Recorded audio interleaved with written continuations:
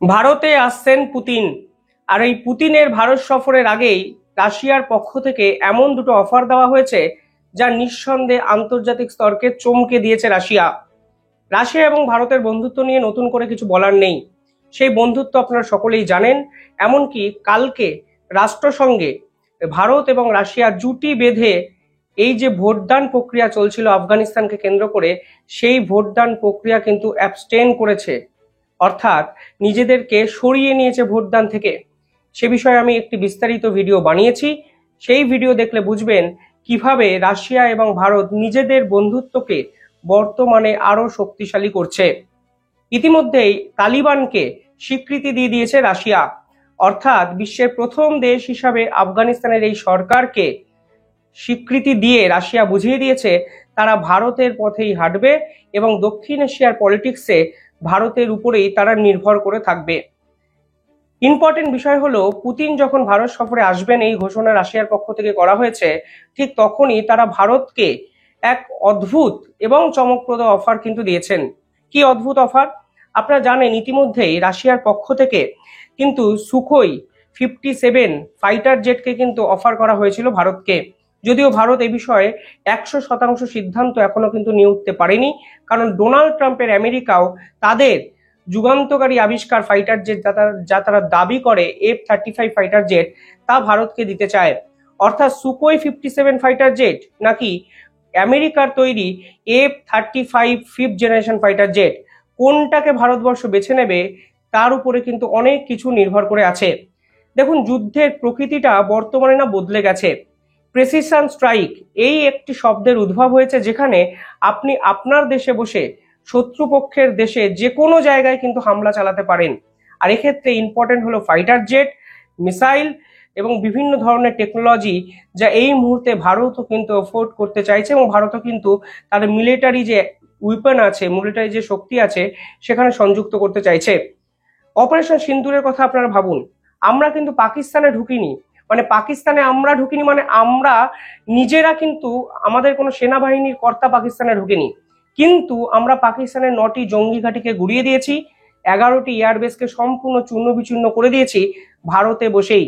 এই precision strike এবং precision guided মিসাইলের ভূমিকা বর্তমানে কিন্তু অত্যন্ত গুরুত্বপূর্ণ, যা আমরা রাশিয়া ইউক্রেন যুদ্ধ, ইসরায়েল ইরানের যুদ্ধ এবং ভারত পাকিস্তানের অপারেশন সিন্দুর পর্বে আমরা দেখেছি, যেখানে এখন আপনাকে শত্রুর দেশে নিজেদের ঢুকতে হবে না, আপনি ভারত থেকে অপারেট করতে পারবেন। আপনার দেশে বসে আপনি মেকানিজমটাকে সাজাতে পারবেন, আপনার কমান্ডকে ফলো করে আপনার দেশ থেকে ছোড়া কোনো মিসাইল কিংবা কোনো ড্রোন নির্দিষ্ট জায়গায় কিন্তু হামলা করে চলে আসবে। অর্থাৎ যুদ্ধের প্রকৃতিটা সময়ের সঙ্গে সঙ্গে যে বদলাচ্ছে, সেই বদলের সঙ্গে আপনাকেও বদলাতে হবে।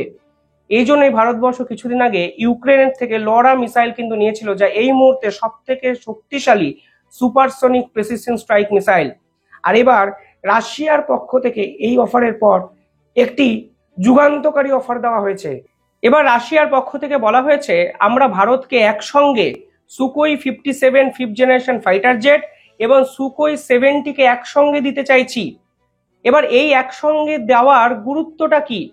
আপনারা তো ভাবতেই পারেন, একই ধরনের ফাইটার জেট একই ধরনের কাজকর্ম করে, ফলে দুটো একসঙ্গে নিয়ে ভারত করবেইটা কি? অর্থের অপচয়। কেনই বা রাশিয়া হঠাৎ করে ভারতকে এই দুটো একসঙ্গে দিতে চাইলো? দেখুন, বর্তমানে যুদ্ধের প্রকৃতি, আমি যেটা বারবার বলছি, যেভাবে বদলাচ্ছে, তার সঙ্গে আপনার মিলিটারি স্ট্র্যাটেজিকেও কিন্তু বদলাতে হবে, যা রাশিয়া কিন্তু অলরেডি ইউক্রেনের যুদ্ধে বদলে দেখিয়ে দিয়েছে। সুকোই 57 যে ফাইটার জেটের কথা বলা হয়, তাকে বলা হয় ম্যানড ফাইটার জেট, অর্থাৎ এর ভিতরে ফাইটারকে বসতে হবে, পাইলটকে বসতে হবে, তারপরেই কিন্তু এটা অপারেট করা সম্ভব। যেমন F-35, এর ভিতরে পাইলটকে বসাতে হবে, পাইলট ছাড়া এই যে যুদ্ধ বিমান, এ কিন্তু কাজে লাগবে না।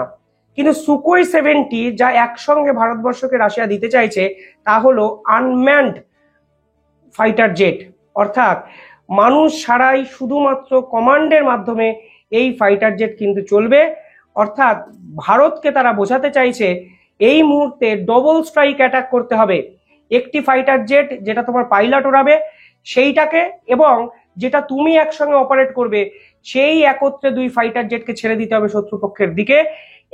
একটি জায়গায় পুরো মনিটরিং ইউনিট থাকবে, সেই ইউনিট পাইলট এবং তোমার বাকি সুকোই 70 আনম্যান্ড ফাইটার জেটকে গাইড করবে, একসঙ্গে এই অ্যাটাক করা হবে এবং এটাই হলো ভবিষ্যৎ।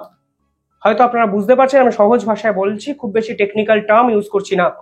যদি আপনি আরো গভীরে যান, সেখানে দেখবেন 5th জেনারেশন ফাইটার জেট এবং Sukhoi 70 Okhotnik B unmanned fighter jet একত্রে দিয়ে রাশিয়া ভারতকে বুঝিয়ে দিতে চাইছে এমইউটি পদ্ধতিতে এই মুহূর্তে যুদ্ধের প্রস্তুতি নিতে হবে।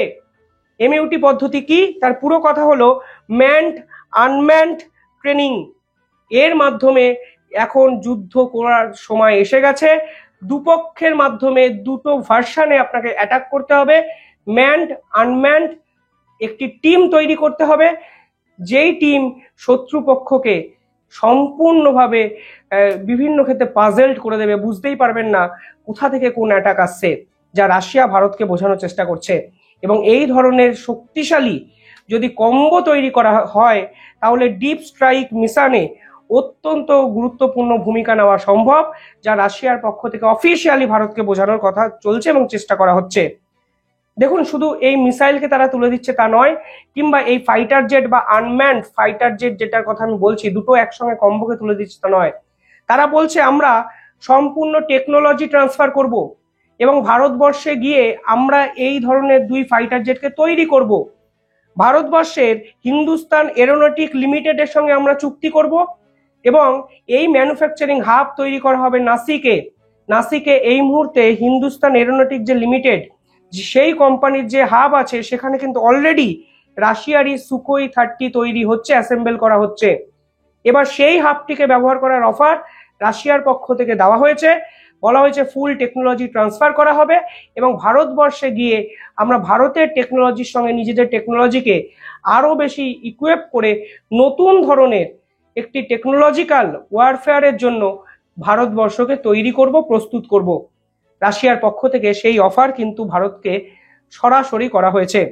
দেখুন, সারপ্রাইজ অফার এটাকে কেন বলা হচ্ছে? এই অফারটাকে সারপ্রাইজ অফার বলা হচ্ছে কারণ প্রথমত আনম্যান্ড এবং ম্যান্ড এই 2 ধরনের ফাইটার জেট আপনি ভারতকে একসঙ্গে দিতে চাইছেন।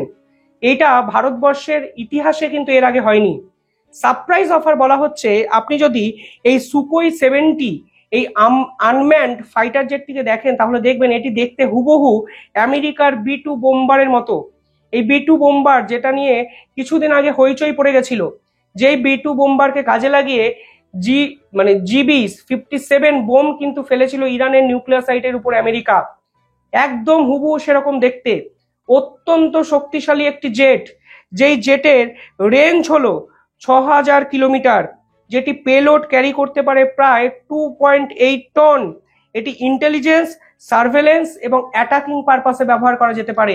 অর্থাৎ একটি ফাইটার জেটের মতো দেখতে একটি জেটকে কাজে লাগিয়ে আপনি একসঙ্গে 3টে কাজ করতে পারেন। এবং এই মুহূর্তে রাশিয়া এখন সেই পদ্ধতিগত যুদ্ধের ক্ষেত্রে কিন্তু এগিয়ে যাচ্ছে, যাকে রাশিয়ার পরিভাষায় বলা হচ্ছে ক্রুড অ্যান্ড আনক্রুড টিমিং। অর্থাৎ যার ভিতরে ক্রু আছে, অর্থাৎ পাইলট আছে, এবং যার ভিতরে পাইলট নেই, এই একসঙ্গে সমস্ত ফাইটার জেটকে শত্রুর দিকে দিয়ে দাও, একটি মনিটরিং সেন্টার করো, সেই মনিটরিং সেন্টারে একটি লোককে বসাও যে পুরো বিষয়টিকে মনিটরিং করবে এবং দ্রুত গতিতে কমান্ড দেবে, যে পুরো মাঠটাকে দেখতে পাবে অত্যন্ত উপর থেকে এবং বলতে পারবে এটা এদিকে যাও, এটা এদিকে যাও, আপনি সোজা যান। এই যে কমান্ড সিস্টেমটা, সেটাকেও ডেভেলপ করতে বলছে রাশিয়া, কারণ এটাই নাকি যুদ্ধের পরবর্তী ধাপ।